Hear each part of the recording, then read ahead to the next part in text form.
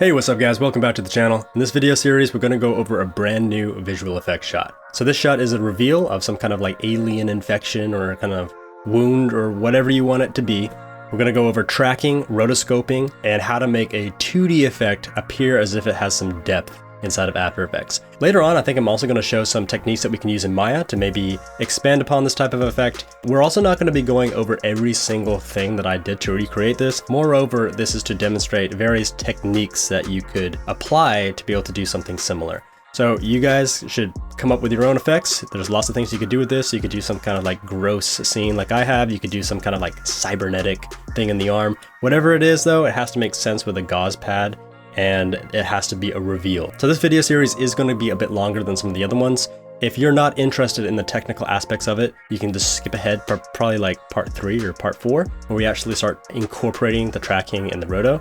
But the first couple of videos are just setting up and doing a lot of the technical aspects. Very important that you learn it though. It is tedious and it does kind of suck. It's kind of boring to do, but as a visual effects artist, a lot of the work you do is not the fun stuff. Anyway, hope you guys enjoy it. Let's get started.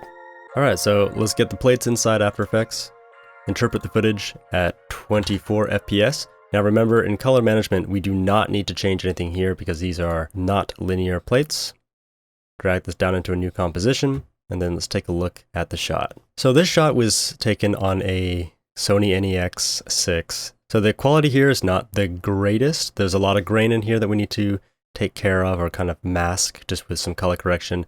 There's also kind of a weird area where the camera auto exposes and the camera goes kind of darker and brighter. So the idea of this is it's supposed to be a reveal shot. So whatever wound or whatever you're doing on the arm, it could be, you have lots of options for what you decide to do under the arm, but it's supposed to be a reveal. So at the very beginning, you can't see any of the effect. And then as soon as you remove the gauze pad, then you can see some kind of undulating or some kind of progressing effect.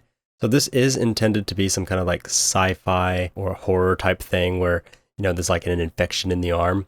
But you could do something else. Like I've had students before do something like have maybe like an implant or some kind of robotic or cybernetic implant inside the arm. Or I've had kind of weird tattoos or energy effects or something that's very science fiction based. It doesn't have to be gross or nasty, and it could be a lot more subtle and more realistic as well if you wanted it to be. Okay, so what we need to do here is start by doing some basic color correction, and then we can't really do an awful lot of this without doing some rotoscoping and tracking. So the majority of this, at least from a technical point of view, is going to be the rotoscoping and the tracking. Just because these plates aren't particularly nice to look at, we're going to go ahead and create a new adjustment layer. It's going to be our color correction layer. Grab a curves. All right, so for the curves, what I want to do is darken this down quite a bit because there's quite a lot of grain in here that I want to just mask. I want that to be hidden. And then when I have the curves down kind of where I want them, it might be a little bit too much. Something more like this. These plates are only 8-bit. So this was done before I had my GH5 that can do 10-bit. So the color correction on this is a little harder to do. Or you don't have as much range to do. Let's go to the red channel actually, and then we'll also pull out a bit of red, make this kind of go more of a sickly green. And then from there, what we can do is go into the blue channel, and then we can just add a bit of blue to this. So this is just a really rough color correction right now just to get started. I kind of want this to be more eerie looking. The darker this is, the more flexibility you also have to add some kind of glowing texture or something like subdermal. So you can have something underneath the skin that's kind of reacting, and you can do kind of like a subsurface scattering type of effect. All right, so the way that tracking is going to work, we're going to use a plugin for After Effects that comes with After Effects called Mocha. Now Mocha recently changed the interface for this, and it's actually now much easier to work with. So if you look online for other Mocha tutorials, this might be slightly different. But what we need to start by doing is adding a Mocha AECC effect to the layer that we want to track. And then from there, what we're going to do is just click on this Mocha button. This is going to open up the Mocha plugin. You can just click register later, and let me fit this in my recording window. So the very first time you open up Mocha is probably going to be under this Essentials mode. And the Essentials mode kind of removes a lot of the interface that you really need to work with. So I prefer to work in Classic. So in older tutorials that you'll see online, Classic is usually the view that is used. I think it's only recently they changed these types of views here. So we're going to be working in classic. So the way that you use Mocha, you can use the scroll wheel to go forward and backwards and scrub frame by frame, or you can just scrub by clicking the time navigator and dragging it. To pan, you just hold down the middle mouse button and click and drag.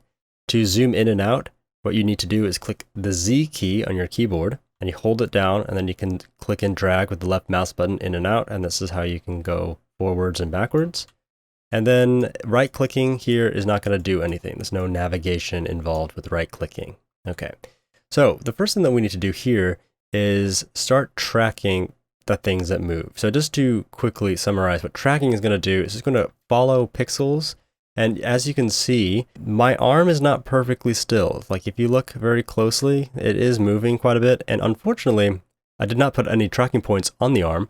So this is going to be a little bit tricky to track. And because this shot is a reveal shot, what you need to do is track this area. You can't track probably the easier things to track, in this case, like the wrist, because they're not going to line up with this center track. There are 3 tracks that you could do for this. You could have a track over here for the right side of the arm, you could have one for the center, and then one over here for the wrist as well.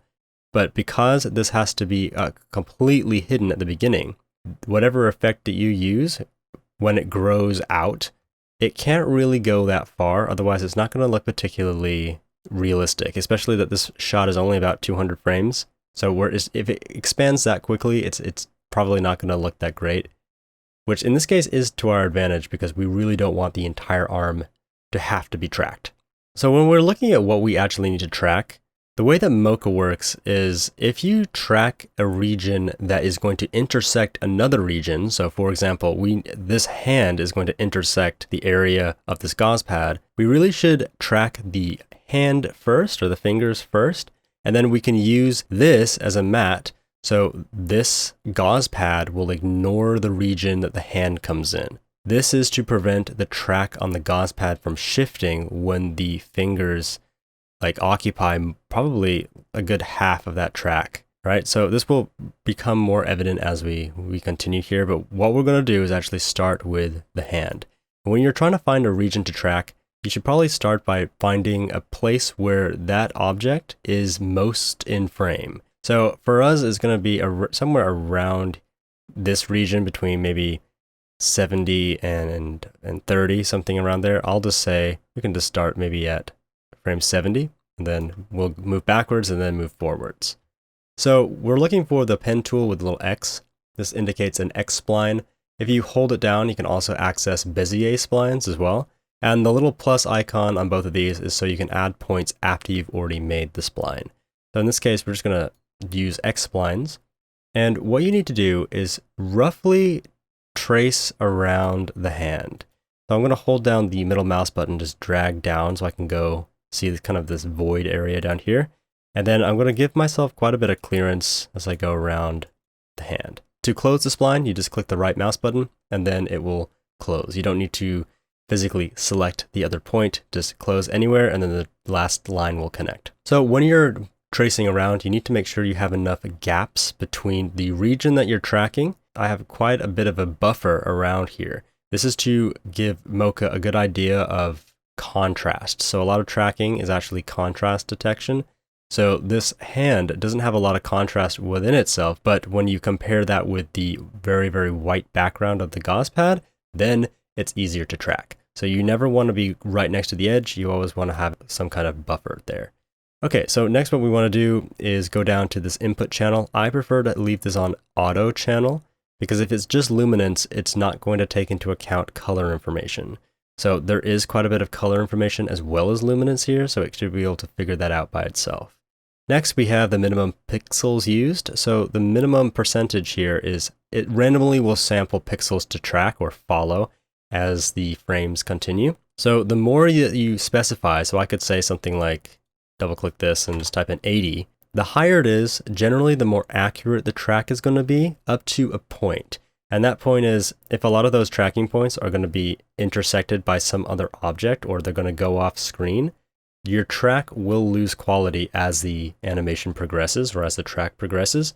So it's a balance. You have to figure out what your use case is here. I have done this several times before, so I know a value of around 80% is fine. If you use a very, very low percentage, sometimes it can miss areas that it really should have tracked. So for the channels that we're tracking, we're going to just leave this on the standard transforms. We're not going to do perspective. I'll explain what that is later. And then for the motion, large motion generally is what we're going to be using for this. Small motion is more like micro jitter, like very, very small amounts of motion. So for this, we'll leave this on large motion. Okay, so if you look up here underneath the timeline, we have our standard playback controls. We're not really going to use these too much. We care about the ones that have the little T icon inside the play button. And for this, you can either go backwards or forwards. It doesn't really matter. I think for this though, I'm going to go backwards. So this is play backwards automatically, and this is play 1 frame backwards. So we're going to start tracking this backwards. And this is going quite slowly, so I might speed this part up. So right at the very end here, we notice that the track kind of gets a little confused as the fingers contract. And then that region suddenly gets smaller and it can't really, there's not a lot of contrast here for it to detect that. And it gets a little bit confused. Now for us, it's not a huge importance here. But what we can do if we wanted to fix this, you try to find the frame just before the track begins to slide or begins to not follow it quite as well. So here, that's frame 7 for me. So to set a manual keyframe, you can come here to the little key icon and just click the key. That will put a green arrow on the timeline that kind of indicates that you have set your own keyframe. Then we can go forward to the end here and then just pull these all down. Mocha uses an auto keyer, so you don't have to reset another key. If you do, it's actually going to delete the key. And we can just look at that, and that's fine for what we need. If we wanted to add another one here, we could do that just by pulling these down as well. Okay, so that's fine for the hand. And what we're going to do is we're going to label this as the hand. So just double click and rename it to be hand. All right, so at this point, what we need to do is then go to frame 70 and then track forwards. Now, when we're tracking forwards, I think that we might need to adjust this track just a little bit because the hands might, as they turn, might slip out of this region. So we can tell we're losing some spacing here. It's just not very accurate. So I'm going to go ahead and stop the track. At around frame 80, we begin to lose that track. So what I'm going to do by frame 90, or let's go to frame 80, we'll set a manual keyframe. So the manual keyframe is this key. And we can go forward about 10 frames or so. And then we can just reposition these points here. Just a little bit more flexibility. Move this over, pull this in, and do something like that. And then we'll continue tracking forwards. Now we are losing part of this now, so we do need to extend this point out and this point out as well. But I think this is going to look pretty good. It's going to work out. I'm going to make room for the thumb. Now, what we have here, we have a big gap. I do need to make sure this is covered. This needs to be higher up. Now, you can be pretty lenient on how accurate this track is for the fingers because we're not really using the track of the fingers to put an effect on them. We're only using it as like a general mat. And then here, this thing really is not great. We do need to pull this up quite a bit.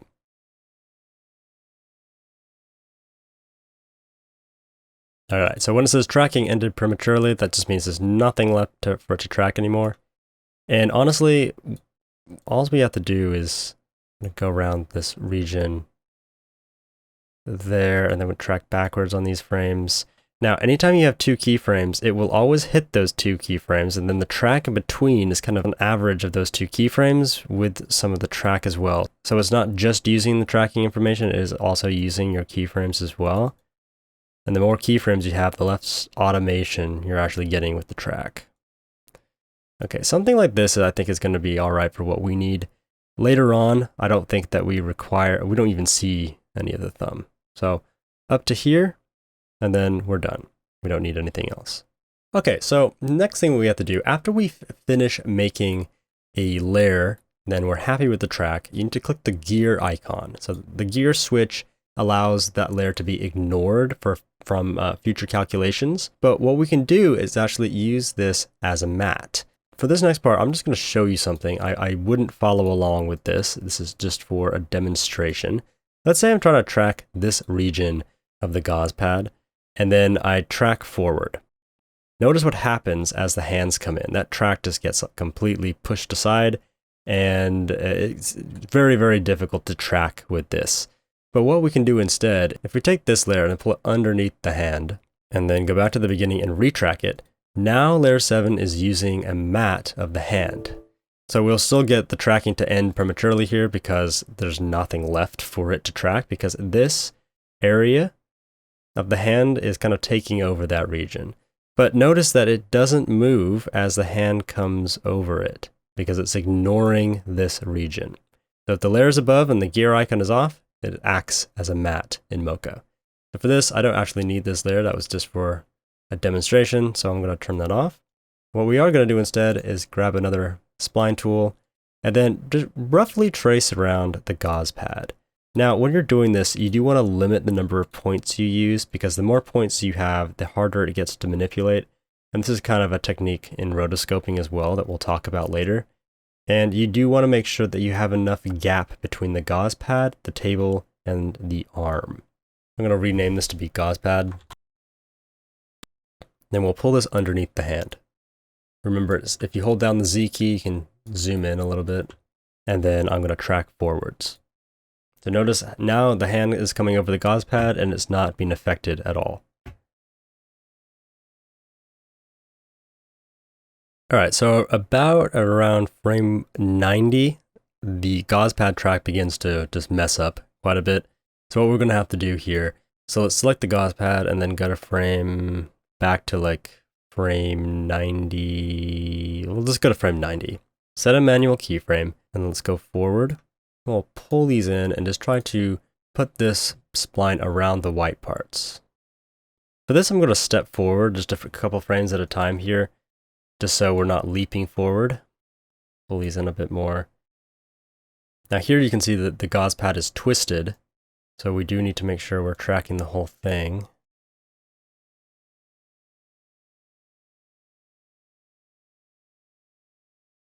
This part of the track is the hardest one to do, and most of this manipulation is actually going to be done in After Effects. But if you can get like a good rough track of this, we'll be in good shape. Now I'll just track forwards from here. Pull all these points up higher up. So from here, I think it's going to be pretty easy to finish up the remainder of the track. There might be a point where this gets stuck at the end. Also, we're missing just a little bit of this part here, so I do want to make sure I'm accessing this as well. And this is where our shot ends. All right, so I'm fairly happy with that track. That's definitely usable, and we can proceed. All right, so now what we need to do is we need to have actually 2 copies of this gauze pad. Because what we're going to do now is set up an area where we can put a planar projection on this. So Mocha allows you to do planar tracking as well as just general transform tracking. So far we've just done some transforms, but what we also want to do is specify a region where we can just put a plane directly on this. And with that plane, we can paste images, we can paste compositions, we have a lot of control, and you can use it directly with the corner pin tool inside of After Effects.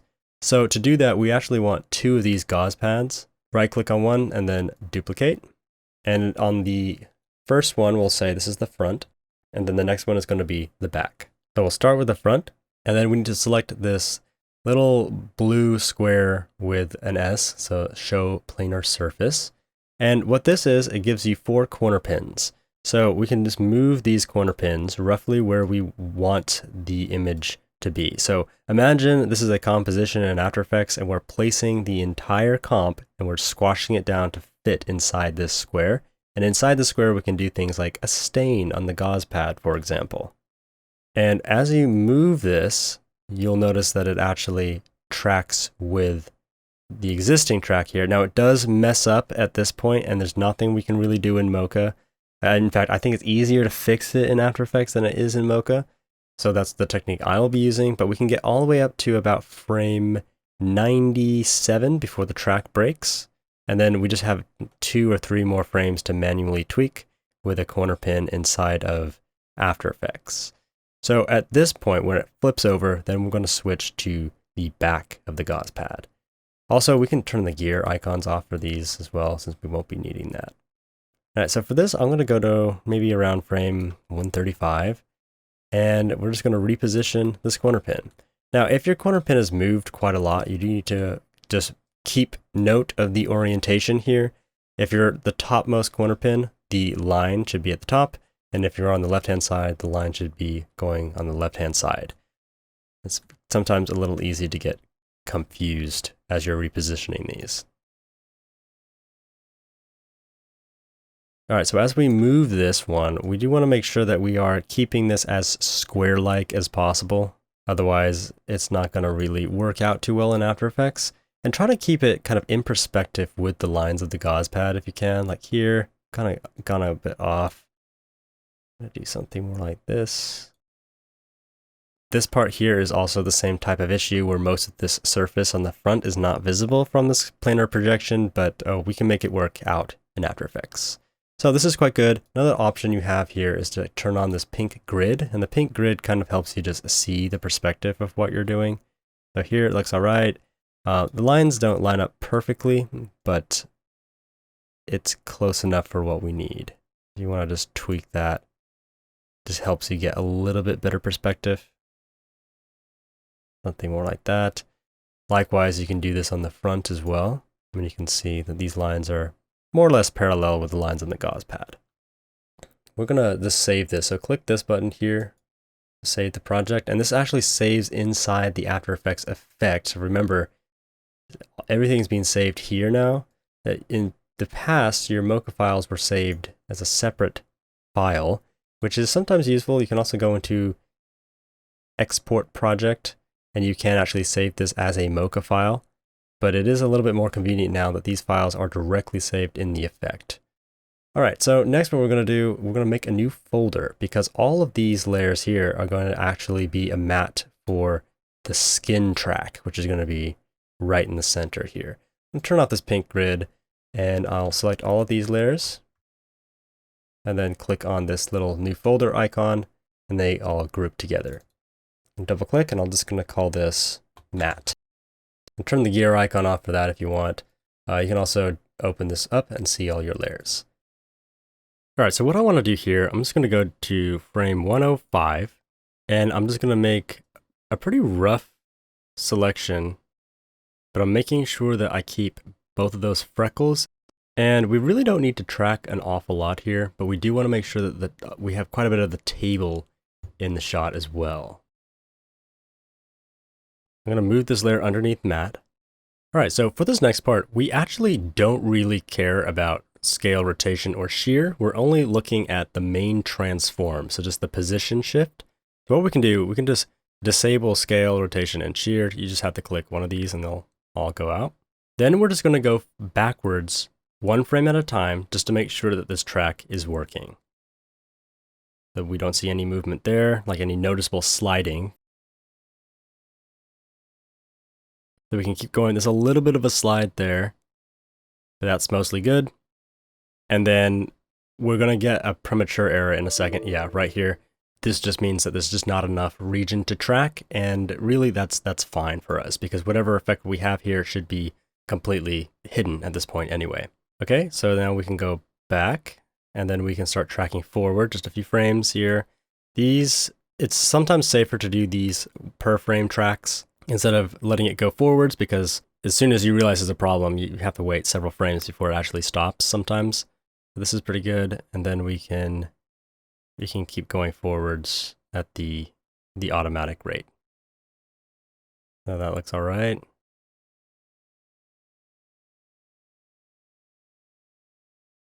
So I think this looks pretty good. One thing I wanted to mention, and we didn't actually need to use this, but if you go down here to the dope sheet, if you need to specifically delete one keyframe that the tracker produced, you can go ahead and then select these points on the correct layer, and you can just delete them with the delete key. Sometimes the tracker has a frame where it just gives you a very bad track, and it would be easier just to delete the track and manually move it rather than trying to start over with a new layer. So don't forget about the dope sheet down here. It is useful for selecting different keyframes and deleting those for the automatic tracker. So everything that's in purple here, this light bluish purple color. So we can go ahead and save this and then head back into After Effects. So what we need to do now, let's just go to the very beginning here. By the way, the shortcut key to fit up to 100 is Shift/, or just imagine you're clicking the question mark key, or you can just do fit up to 100%. Next, we want to add a new solid, and we'll say gauze pad front for this first one. And what we need to do, we'll pull this underneath our color correction layer, and I'll actually turn this layer off. Let's go into our effect, open up tracking data, and then here for the export option, we need to say corner pin supports motion blur. By default in After Effects, layer motion blur only is recognized if the layer itself is moving, and it doesn't recognize effects. So what Mocha does, it actually moves the layer and then tries to reposition the corner pins to match exactly where they were. So we do actually need this option on, otherwise you won't get any motion blur, and we need motion blur. We're going to export this to gauze pad front, and then we're also going to do create track data up here, say which one we want. So we're going to open up matte. This is the gauze pad front. Click the gear icon, click OK. And when you do that, you should notice you have 4 tracking dots. This indicates that it is the correct track. And then the last step, which a lot of students forget, you actually have to apply the export. So apply export. And then on the gauze pad itself, you'll notice a corner pin, and these corner pin points are the same as what we had here. Okay, so if we turn the gauze pad front on, you can see that we basically have this entire layer compressed down to this square. And as we move around, you'll notice that, hey, it works. So there's a part here in the center where this is going to start failing. We'll look at that later. For right now, what we're going to do is just make a new solid and then go ahead and add in the back of the gauze pad. I'll turn this off, and for this I'm going to go towards the end. So now we go back to our plate, create track data, open up matte. This time we'll do gauze pad back, click the gear icon, click OK. We're exporting this to the gauze pad back layer, then apply export. Now we can go to the gauze pad back, turn this on, and now we have one on the gauze pad back as well. All right, so for the last one here, we actually are not going to use a corner pin track for the skin. We're just going to use a transform track. So for this, we're going to make a new null object, and we'll just type in skin track. Then for this, we're going to go create track data, skin, turn this on, click OK. And then for this, we're exporting just a transform, and then we're exporting this to the skin track. Then click apply export. And now we get a bunch of points. If you click U, and you'll always see keyframes here, regardless of whether you track those frames or not in Mocha. All right, so we can just click U again, collapse that layer. And the next important thing that we need to do is rotoscoping, but we're going to do that in the next video. All right, thank you so much for watching, and see you next time. Peace.